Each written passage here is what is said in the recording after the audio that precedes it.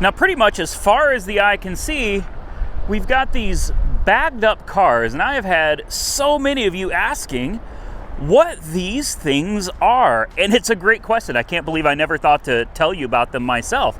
Obviously, these things are bagged for a reason. They don't want people getting into them. They don't want people touching them. They are not for sale.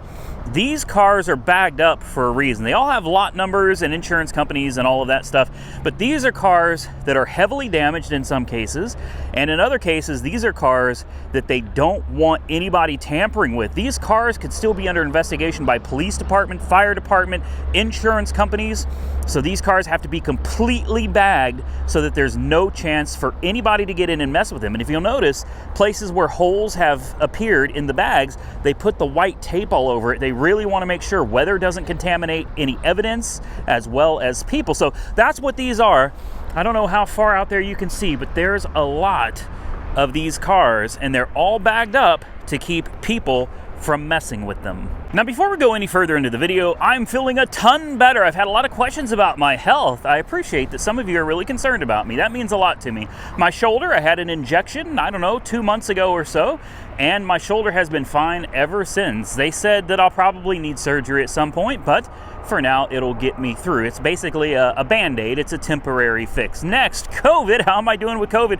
Well, if you notice, I'm not hacking up a lung while I'm talking to you.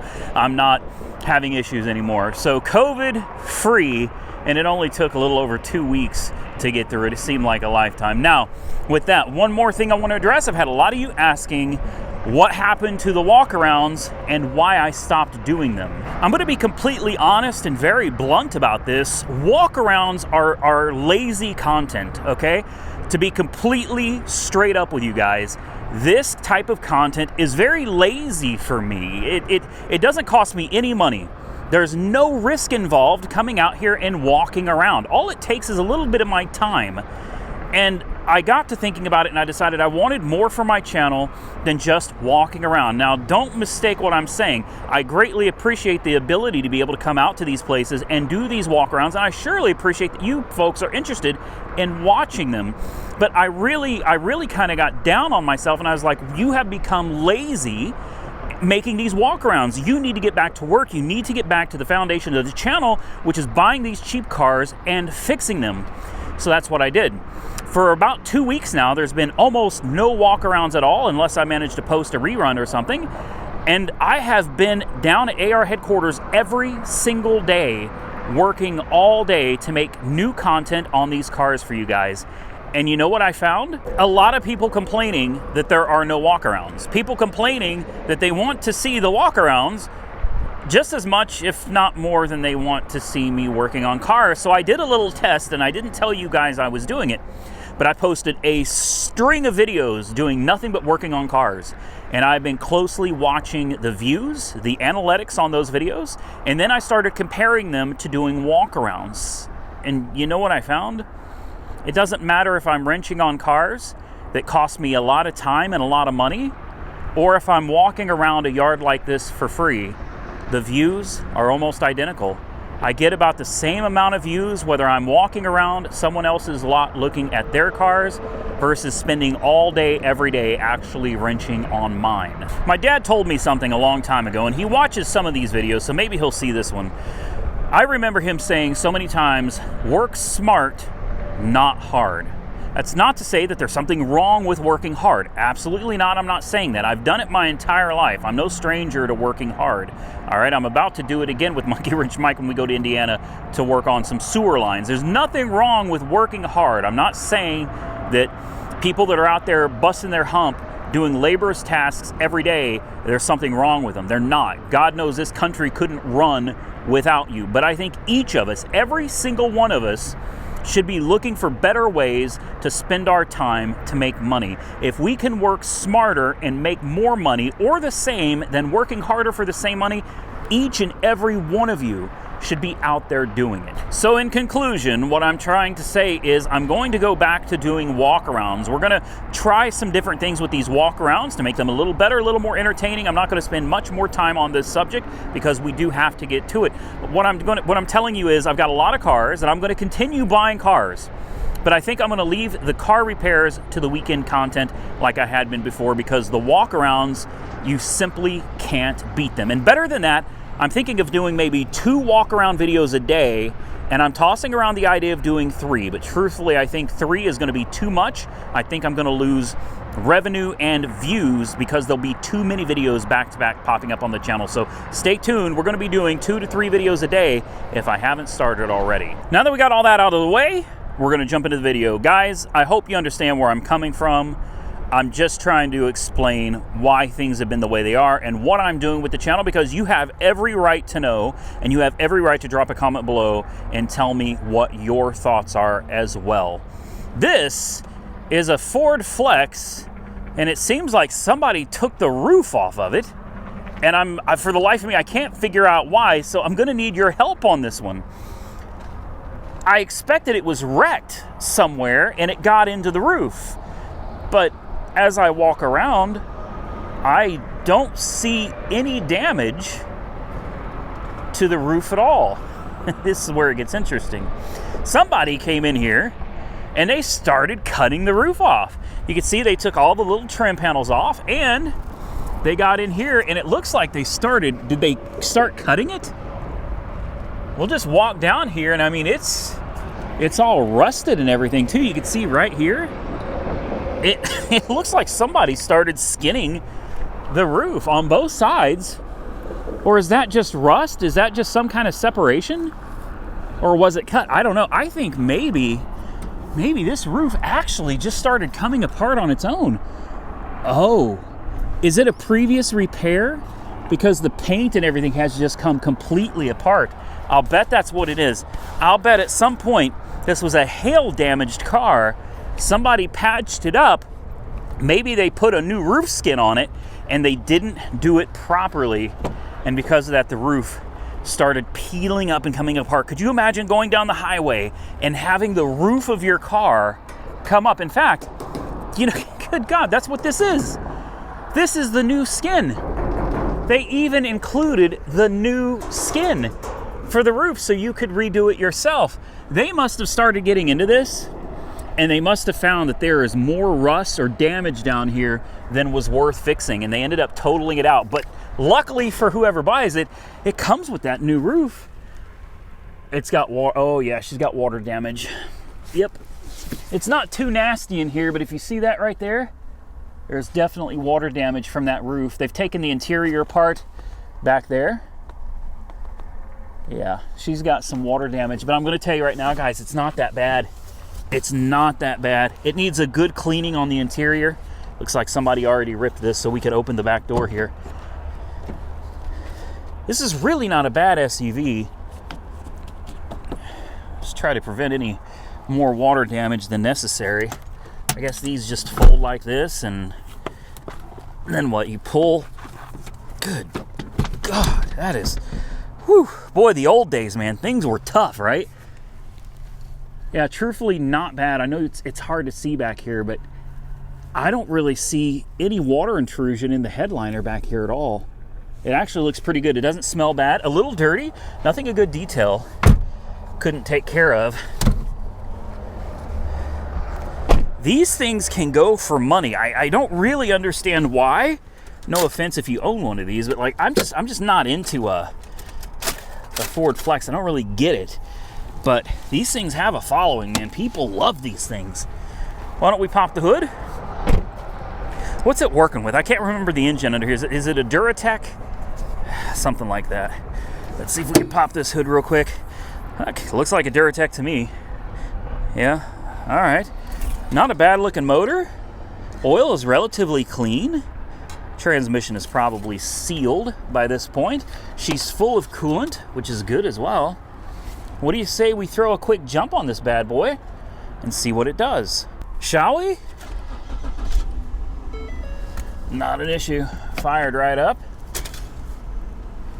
Brake light is on, and now it's off because the e-brake was on. Other than that, currently, no warning lights. But because it had a dead battery, this is something that, you know, you'd probably have to get out on the road, drive it a little bit, and then if there's a check engine light or something, it would probably come on.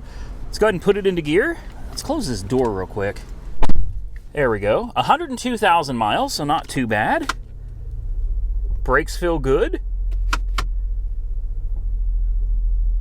A little slow to go into gear, but I mean, 100,000 miles, not bad. Could probably use a trans service. This is not bad. Important window. It works. Tinted windows. Oh, we can't do that when it's got tape on it. That's fine. And this seat is leaned way, way back, so we're gonna scoot it up so we can act like we're driving like normal people here. There we go. That's better. That's better. I don't understand why people put the seats so far back. I don't get it. I get that people think it looks cool or something, but to me it just doesn't make any sense. How can you see to drive when you are laying down in your seat? The only conclusion I've ever been able to come to is that the idea is if you keep your body, most of your torso, behind this pillar, if there's gunfire, if there's a drive-by or something, or someone's trying to carjack you, maybe, you know, if someone sprays you, the bullets are going to get stuck in this B pillar instead of going through this thin metal here, because there is a lot more metal and thicker metal going through this B pillar, so maybe you would be somewhat more protected there. Hey, listen, I grew up in some rough areas in Oklahoma City, and I've never learned why some people want to lean the seat back like that, but that's my theory. That's my theory, is it's for protection. If you know the answer and not some BS joking answer, like if you really know the answer, let me know, because I bet you money I'm correct. Either that, or it's just because it looks cool. I don't think so, but some people do.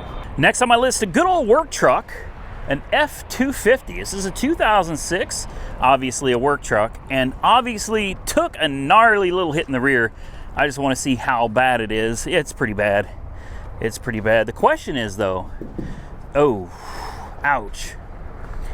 What do you guys think? Frame damage? I'm thinking, yeah, there's frame damage. Boy, something hit this thing hard and it hit it fast, didn't it? These are stout trucks, man. These really are. These are stout trucks. Tailgate's destroyed. Obviously, this bed is destroyed. The bumper is trash. And look what it did to the tow bar, the tow hitch. I mean, destroyed it. It looks like the frame is probably pushed over this direction. It looks like somebody kind of hit it coming at an angle, you know what I mean? Kind of like this way. And yeah, she's a mess. I wonder if we can see. Oh, it broke the tow hitch in half. The receiver is broken in half. Oh boy. Let me see if I can get you guys up here. Maybe you could see something. I can't see what you're looking at right now,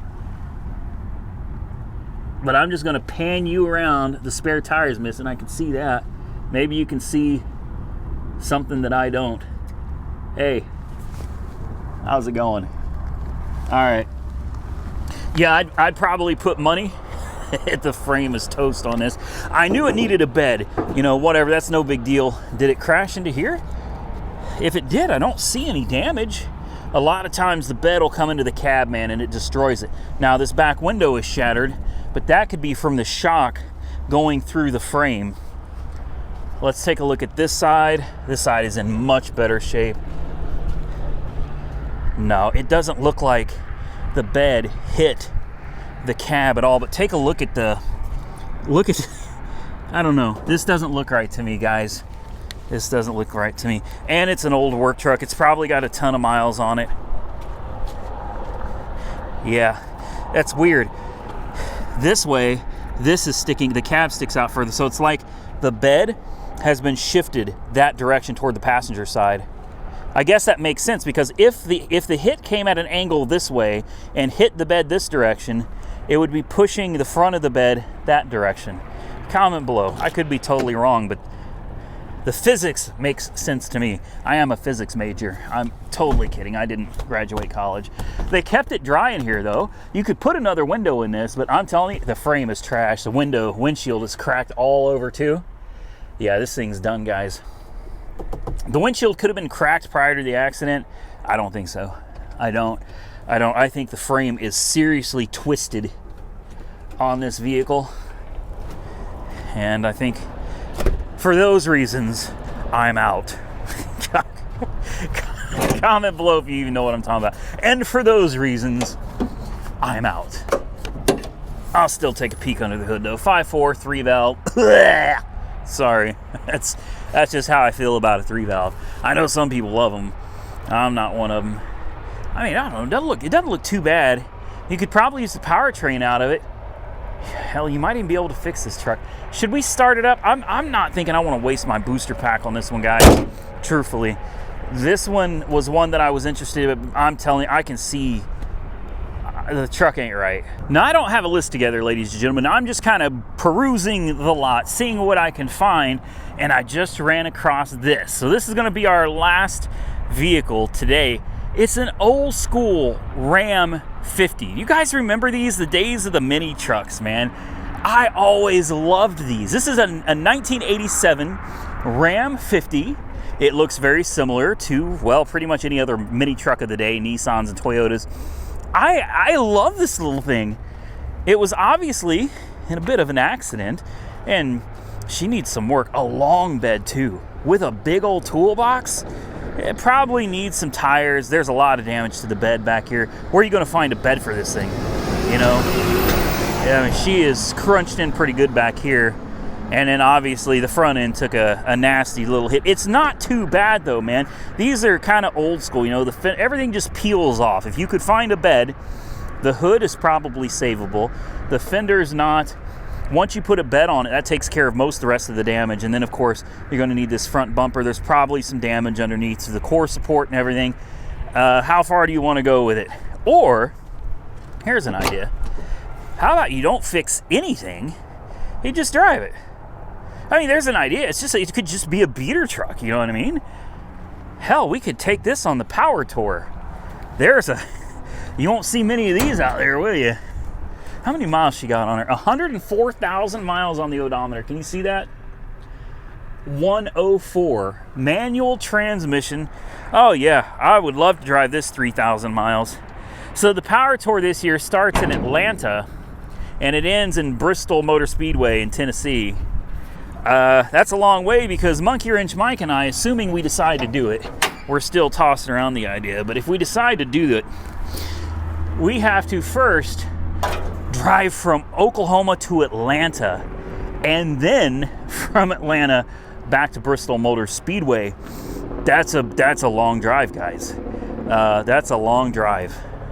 I don't know. We're considering it though, but we don't have a power tour car yet unless we take the Alante, which is on the table. We're considering it, or I find something else like this. I'm going to put a jump on this, and we're going to see if it runs. I'm going to tell you right now, guys, she doesn't need a jump. I don't know if you can see that, but she's sitting at almost 13 volts. I don't even have this turned on. So she's fully charged. She's ready to go, man. This thing is speaking to me, guys. She's speaking to me. I'm highly tempted to put this on my list there. Oh man, this is cool. C and B, and they wrote it upside down. That's interesting. Okay. Oh yeah. Let's turn. Wow, does this have air? No, it doesn't have air conditioning. That's too much to ask. We got a 5-speed manual transmission. Clutch feels damn good. Yeah, that's nice. All right, let's do the thing, man.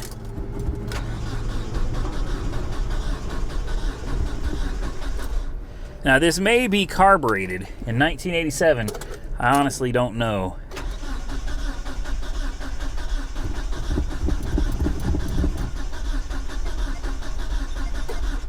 And you have to remember, these cars sit out here sometimes for months on end. So if it's got a mechanical fuel pump, it can take a while, guys. There it is. Yeah, she's carbureted.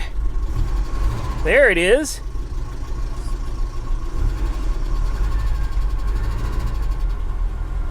Oh, the engine quieted up nice.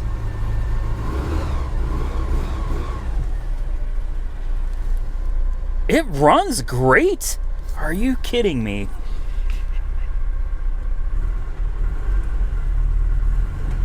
Oh yeah, clutch is strong. Clutch is strong. I don't know where the e-brake is. Oh, right here. There we go. Yeah, she'll move. Not a problem. We'll put that back on for safety. No power steering. No, that's manual steering. It feels good. It does. And look, we got some big old speakers there too. And tinted windows. Driver's side window works nice. The important window, as I like to call it. Look, this fender's all dinged up too. Man, what a truck. There's literally nothing down there but an alternator and a water pump. That's it, an alternator and a water pump, man. Look how easy this thing is to work on.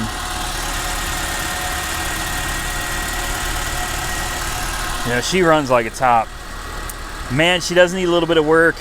I think a lot of the stuff down here, if you really wanted to save some serious money, get this fender off, you could try your best to straighten everything under here out as much as possible. There's gonna be some work there though, guys. There's gonna be some work, and I'm not even sure you can find body parts for this, but this would be a great mini truck, not to lower, not to screw around, put, you know, loud exhaust on. Put it back together and just leave it alone. Stock. The way it was intended from the factory. I think this is an absolutely cool and unique truck. I really love it. I do. Look at that. She's purring like a kitten. Not bad for an old carbureted pick-em-up truck. Yeah, that tailgate is kind of trashed as well. She needs a lot of work. That's a fact. She needs a lot of work. So that's really something to consider. You either got to do a lot of work to her, or you just enjoy her for what she is. Even the horn works. Let's see if the heat works. I know we just started it, but we should have some kind of heat. And we do. Yeah, there's a little bit of heat coming out of there.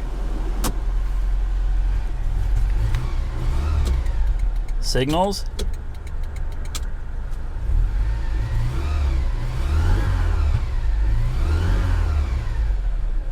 You're kidding me. Let's fire it up one more time. Not an issue, man.